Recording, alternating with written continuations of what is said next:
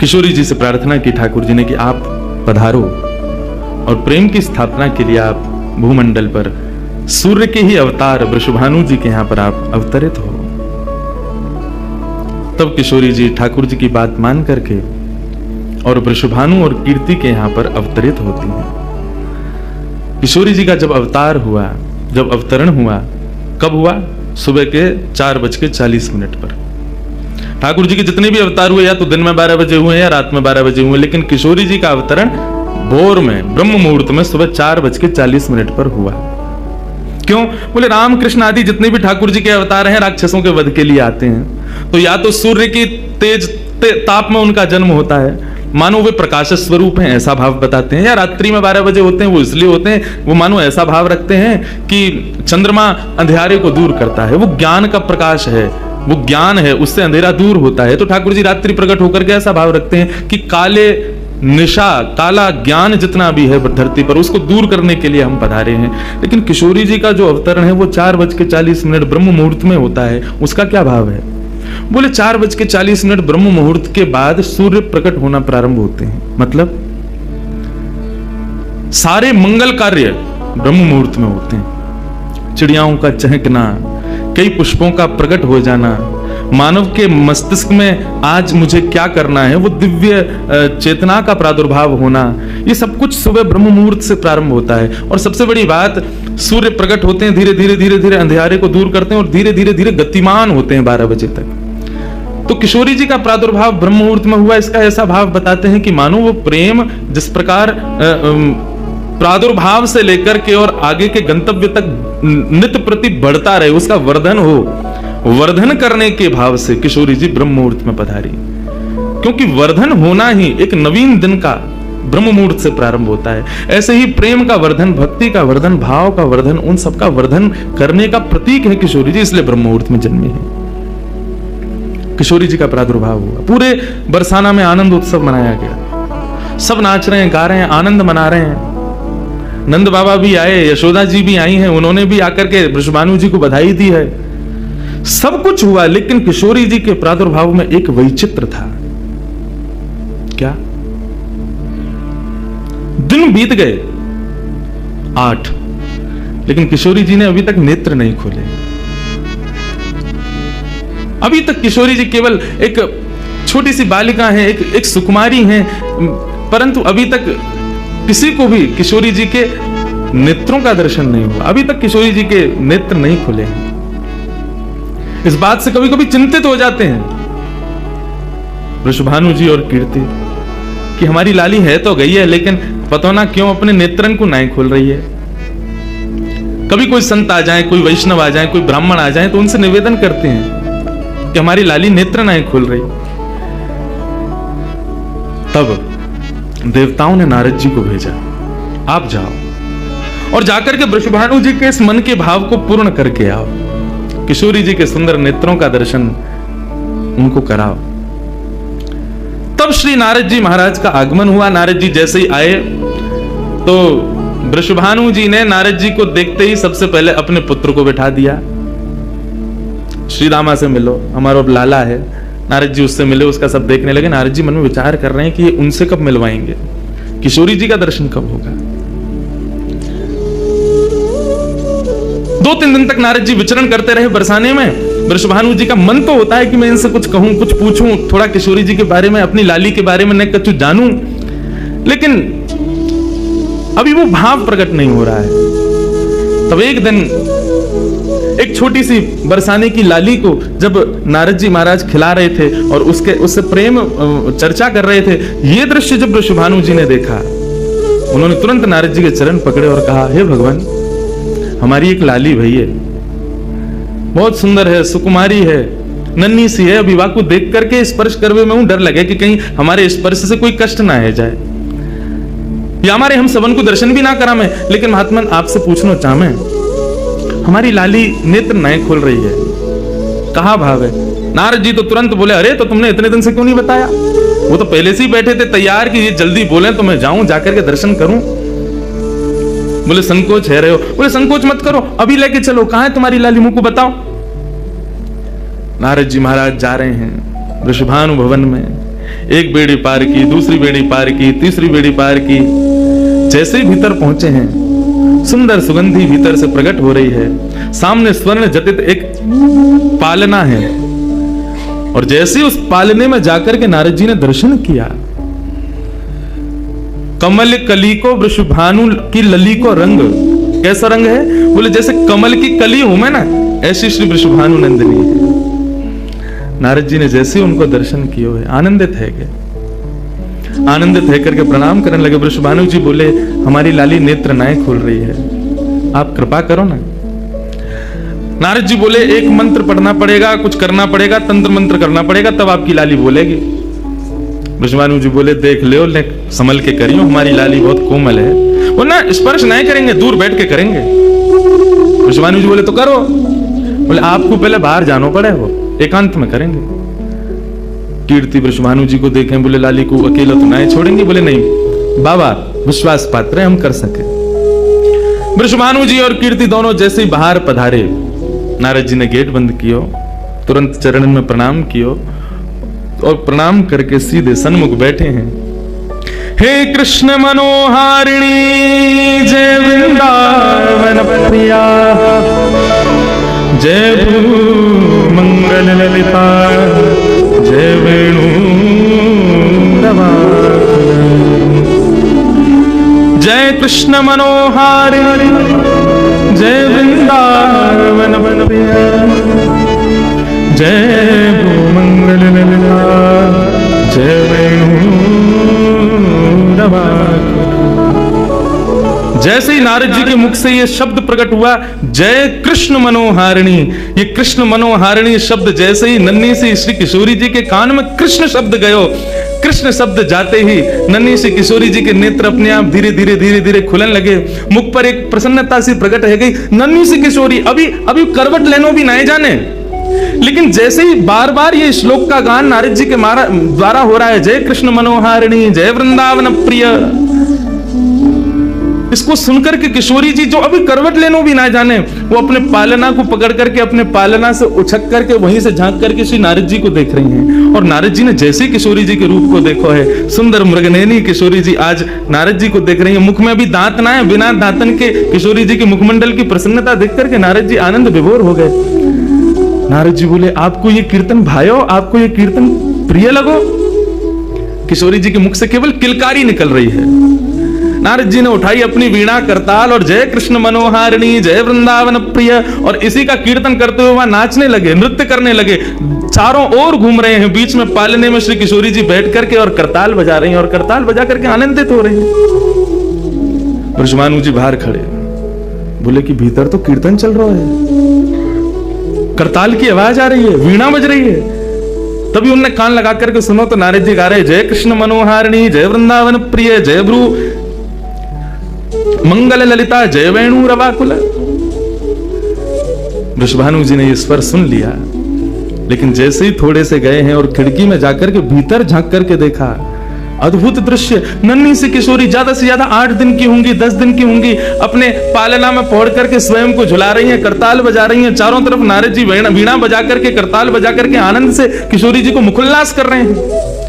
ये दृश्य देख करके श्री वृषभानु जी को एक बार तो मूर्छा आ गई, मैं वास्तव में 8 दिन की बालिका को देख रहा हूं। उन्होंने कीर्ति को कुछ नहीं बताया। नारद जी महाराज ने प्रणाम किया, तब किशोरी जी की सहचरियां प्रकट हुई और कहा कि हे नारद, आपने हमारी किशोरी जी को बहुत सुख प्रदान किया है। जब कभी भी आपको ऐसा दर्शन करना हो तो हम आपको कुछ स्थान बता रहे हैं। गोवर्धन, श्री यमुना पुलिन और ब्रज कुंज, इन 3 स्थानों पर आप जब कभी भी हमारी किशोरी को स्मरण करके यही कीर्तन को गान करोगे, किशोरी जी को यही स्वरूप आपको दिखेगा। ये हमारा वरदान है आपको, क्योंकि आपने किशोरी जी कृपामयी तो हैं। लाल जी 10 बार विचार करेंगे कृपा करवे में, किशोरी जी विचार थोड़ी करें, वो तो तुरंत करुणा करें। नारद जी जाओ, जब कभी भी लाडली को दर्शन करना हो यही भाव से कर लियो। नारद जी महाराज के नेत्र सजल है गए, किशोरी जी के चरणन में बारंबार प्रणाम कियो और प्रणतिपात करते हुए वहां से प्रस्थान कर गए। किशोरी जी फिर से नेत्र बंद करके अपने पालना में पौड़ गई। कीर्ति जी बोली, बाबा आयो, टोना टोटका करके गयो, तब हमारी लाली के नेत्र तो खुले नहीं। कीर्ति जी गोद में लेकर के सुला रही है। नेक नेक थोड़ी सी संकुचित है करके रुदन करना प्रारंभ कियो। सो इतने में वृषभानु जी आए और वृषभानु जी बोले नेक दियो लाली को, और किशोरी जी को गोद में लेकर के वृषभानु जी बोले हे कृष्ण मनोहारिणी। जैसे ही बोले तुरंत किशोरी जी के नेत्र फिर से खुल गए, फिर से अपने किलकारी भर करके कीर्तन में करताल बजाने लगी, आनंद विभोर हो गई। अब तो जैसे ही ये भाव देखो वृषभानु जी ने कीर्ति को सुनायो, कीर्ति भी वही गा रही है, पूरा बरसानो आकर के श्री कृष्ण कीर्तन करने लगो और बीच में मध्य में बैठ करके किशोरी जी अपनी करताल बजा रही हैं, किलकिल करके हंस रही हैं, इतनी आनंद विभोर रह रही हैं। तब सबन को ये भेद पतो चलो, कहा कि ये श्री कृष्ण की आत्मा है, ये उनसे विलग नहीं है, वे ही आपको सर्वस्व है। निश्चित ही पूर्व में ऐसी कथाएं आती हैं कि नंद बाबा वृषभानु जी ने पहले ही कह दी कि भैया हमारे अगर बालक भयो तो हम ब्याह कर देंगे, संबंध बनाएंगे। और आज वही भाव उन सबको वहां दिख रहा था। हे कृष्ण मनोहारिणी, यदि नित्य कोई श्री किशोरी जी का स्मरण करे और जब भी किशोरी जी के दर्शन करे, किशोरी जी के सन्मुख बैठे, इस भाव को कहे हे कृष्ण मनोहारिणी, हे कृष्ण के मन का हरण करने वाली, या हे कृष्ण जय कृष्ण, कृष्ण ने जिनके मन का हरण किया, दोनों भाव हैं इसके। जो कृष्ण के मन का हरण करे या जिसने कृष्ण के मन का हरण किया है, ऐसी श्री किशोरी जी आज भी प्रसन्न होती हैं इस कीर्तन को सुनकर के। ऐसी हमारी ब्रज की शोभा, ब्रज की भूपा, ब्रज की अधिष्ठात्री, ब्रज की रानी श्री किशोरी जी को या प्रकार से प्रादुर्भाव है, या प्रकार से श्री किशोरी जी या धराधाम पर पधारी। हमारे जैसे वृंदावन में राधे राधे को भाव है, बिहारी जी के सामने भी जय जय श्री राधे के हैं, सबके हैं। ऐसी जब भी किशोरी जी के सामने जाओ तो कृष्ण नाम को उच्चारण करो। अपोजिट अपोजिट चलें सब जगह। राम जी के सामने जाओ हनुमान जी के भाव को, हनुमान जी के सामने जाओ राम जी को कीर्तन करो, कन्हैया के सामने जाओ किशोरी जी को कीर्तन करो, किशोरी जी के सामने जाओ श्री ठाकुर जी को कीर्तन करो। हनुमान जी को हनुमान चालीसा सुनाओगे तो हनुमान जी प्रसन्न नहीं होंगे, राम जी को सुनाओ। और राम जी के सन्मुख जब हनुमान जी के सन्मुख जब जाओ तब राम जी को कीर्तन करो। ऐसे ही जब ठाकुर जी के सन्मुख जाओ तब किशोरी जी को भाव रखो, और किशोरी जी के सन्मुख जाओ तब ठाकुर जी को प्रेम भाव रखो। यही भाव है। एक कथा ये तो थी किशोरी जी कैसे प्रकट भई, कैसे उनके भाव। अभी एक भूमिका सी बना लूं, नेक तुम मुझे पहचान लो, नेक मैं तुम्हें पहचान लूं, और नेक यहाँ को वातावरण में नेक में ढल जाऊं। इतना अत्याचार मत करो, जल्दी आन दो मुझे। किशोरी जी के प्रादुर्भाव एक बाह्य एक स्ट्रक्चर बना लूं, फिर घुसेंगे भीतर रस में। अभी चीनी डरी है ना कि भाई चाशनी बन दो, अब सबरे ऐसे मुंह को टकटकी लगा के दे रहे, अभी गुल्ला में हमें रस में डाल दो। प्रेम से कहो हे कृष्ण मनोहारिणी, हे वृंदावन प्रिया,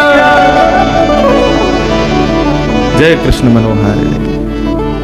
एक सुंदर पद है ये, तो रहो किशोरी जी को प्रादुर्भाव को भाव। अब एक पद है जहां में ठाकुर जी और किशोरी जी की प्रथम भेंट लीला के बीच में कब भई, वाको भाव है। आहा मधुमास सारंग। श्री सूरदास जी महाराज वर्णन कर रहे हैं किशोरी जी और ठाकुर जी को प्रथम मिलन कैसे भयो। ठाकुर जी खेलवे के काजे निकले हैं अपने घर से, अपने भवन से, और यहाँ किशोरी जी भी आज भ्रमण करती करती आ गई हैं श्री वृंदावन यमुना पुलिन पर। वहीं दोनों को मिलन है वे वारो, श्री सूरदास जी वर्णन कर रहे हैं। किशोरी जी के प्रादुर्भाव को भाव सुनो, अब प्रथम मिलन को भाव सुनो, फिर के बाद एक भाव और सुनेंगे। ठाकुर जी और किशोरी जी को प्रथम मिलन कैसे भयो। सूरदास जी को पता, सब मेरे पीछे पीछे गई हूं। खेलत हरि निकसे ब्रज कोरी, खेलत हरि निकसे ब्रज कोरी, खेलत हरि निकले ब्रज कोरी, खेलत हरि निकसे ब्रज कोरी, खेलत हरि निकसे ब्रज कोरी, खेलत हरि निकसे ब्रज कोरी। देखो मेरे साथ तो देना पड़ेगा आपको, पीछे पीछे पीछे गानों पड़ेगा, भले ही राग में मत गाओ लेकिन अनुराग में गाओ, क्योंकि जब आप सब एक साथ एक नाद ब्रह्म को प्रकट करोगे तो निश्चित ही यहाँ पर फिर ये सब दृश्य नहीं दिखेगा। सच में ऐसा लगेगा ठाकुर जी जा रहे हैं खेलवे के काजे। ये अष्ट सखाओं के पद, ब्रज के भक्तन के पद, ये साधारण नहीं है, इनमें आज की सामर्थ्य किशोरी जी को आपके सामने प्रकट करने की, ठाकुर जी को आपके सामने नृत्य करावेगी, लेकिन अनुराग से गाओ, भाव से गाओ। खेलत हरि निक से ब्रज भोरी, खेलत हरि निक से ब्रज भोरी, कटि कछनी पीतांबर बांधे, कटकाशनी पीतांबर बांधे, कटकाछनी पीतांबर बांधे, कटकाछनी पीतांबर बांधे, हाथ लये भोला चकडोरी, हाथ लये भोला चकडोरी, निक से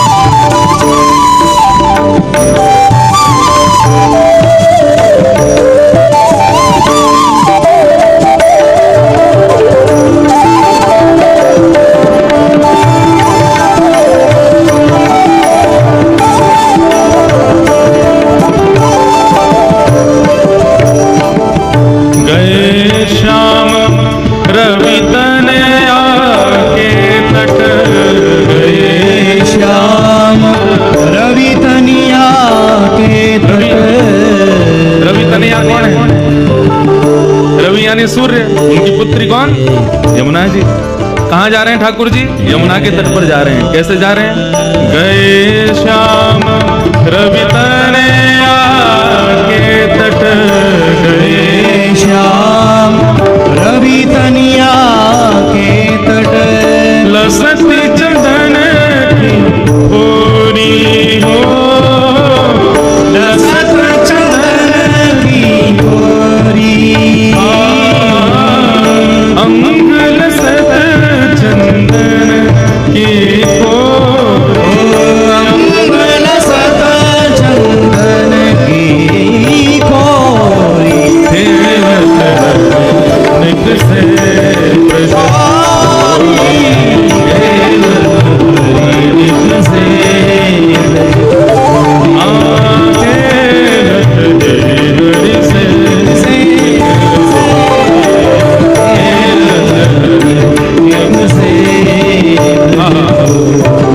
रवि तनया के तट पर पहुंच गए। जैसे ही यमुना जी के तट पर पहुंचे श्याम सुंदर, इतने में ही उन्होंने एक सुकुमारी को देखा और सुकुमारी को देख करके कहा, भयो ओ चक ही देखी तहरा, ओ चक ही देखी तहरा, और चक ही कैसे मतलब ऐसे देख रहे हो, ये कौन है? दूर से नन्हे से कन्हैया, नन्ही से किशोरी जी। और चक ही देखी तहाँ श्याम, ओ चक ही देखी कैसी है? श्यामा, नयन विशाल चंदन नीरोरी, नयन विशाल चंदन की, और नील बसन परिया कट पहरे, नील बसन परिया कट पहरे। गौरांग की किशोरी जी ने कैसे वस्त्र पहने? बोले नील कमल जैसे नीले वस्त्र पहने, दर्शन करो, नन्ही सी किशोरी जी है, नीले वस्त्र पहने और क्या पहनो, लहंगा फरिया पहनो है किशोरी जी ने, और बैनी पीठ रुलत झकझोरी, बैनी पीठ रुलत झकझोरी, बैनी पीठ रुलत झकझोरी,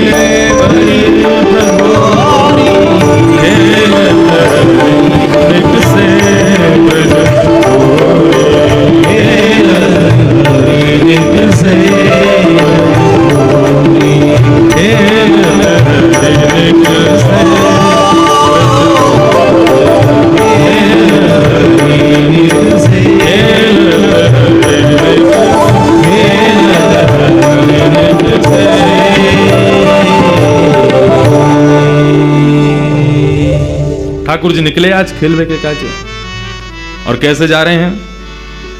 सुंदर चंदन की बिंदी अपने पूरे अंग पे लगा रखी है, कटिकाचनी पहन करके हाथ में गेंद आदि रस्सी आदि लेकर के ठाकुर जी पहुंच गए नन्हे से कन्हैया। जैसे ही यमुना जी के तट पे पहुंचे तो यमुना के तट पे थी सुई देख ली उनने, नीलो नीलो से कुछ चमक रहा है, सुई ऊपर से झांक करके देखने लगे कौन है, और जैसे ही वृषभानु नंदिनी ने अपने सुंदर सुकुमार नेत्रन से श्याम जी को निहारो है, हाँ शूर श्याम देखत ही रीझे, देखते ही रिझ गए, री नेक्सी सी चोरी कौन की है? नेक्सी सी लाली खुद भी नेक्से सही है। कई बार छोटे छोटे बच्चों से पूछो, उसके सामने दूसरा छोटा बच्चा उससे 6-7 महीने छोटा, उससे पूछो ये कौन है?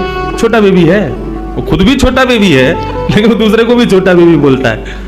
ऐसे ही ठाकुर जी, अरे इतनी सुंदर सी इतनी छोटी सी कौन की लाली आ गई यहाँ पे? कैसी सुंदर है, बिल्कुल बड़े बड़े नेत्र हैं, यहाँ के रोरी को सो चंदन लगा रखो है, गौर वर्ण है, और गौर ड्रेसिंग सेंस कितना बढ़िया है, गौर वर्ण पर नीले कपड़ा पहन के आई है। ऐसी सुंदर सुकुमारी अकेली कौन की छोरी है, कहां से आई है? सब मन में भाव प्रकट हो रहे थे। इतने में सूरदास जी ने एक और पद गा दिया,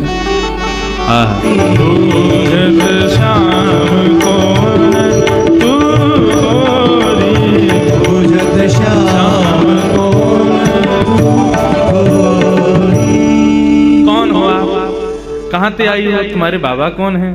तुम्हारा नाम कहाँ है? मैंने कभी ब्रज में तो देखो ना। किशोरी जी बोली, हम ब्रज में आके करेंगे भी कहा? हमारे बाबा ने इतना बड़ा भवन बना रखो, हम तो वहीं खेलें। वो तो आज हम खेलते खेलते आ गए और ब्रज में आवे में तो हमें डर लगे, यहाँ तो एक चोर रहे। हमारी मैया बाबा बता में उस सबन की चोरी कर ले, हमारे हम डर के मारे आम ही ना है। ठाकुर जी बोले, मैंने कहा चुरा लियो तुम्हारो? किशोरी जी बोली, मुझको लगे तुम ही वो चोर हो। ठाकुर जी बोले, तो मैंने कुछ चुराया तुम्हारो? न चुराया तो कछु ना है, तो फिर आप ऐसा क्यों सोच रही हो कि मैं चोर हूं? और बल्कि एक बात कहूं, मेरी और तुम्हारी जोड़ी तो जच हो रही है। देखो तुम गोरी गोरी, मैं सांवरो सो, बढ़िया लगेंगे संग में रहेंगे, तो चलो खेलवे चलो हमारे संग।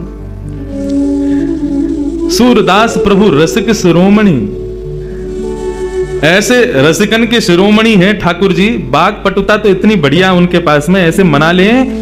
बातनी मुरई राधिका भोरी, भोरी सी राधिका रानी को उनने अपनी बातन में फंसाए लियो, और पहले ही मिलन में किशोरी जी को हाथ पकड़ करके अपने संग खिलावे ले गए ठाकुर जी।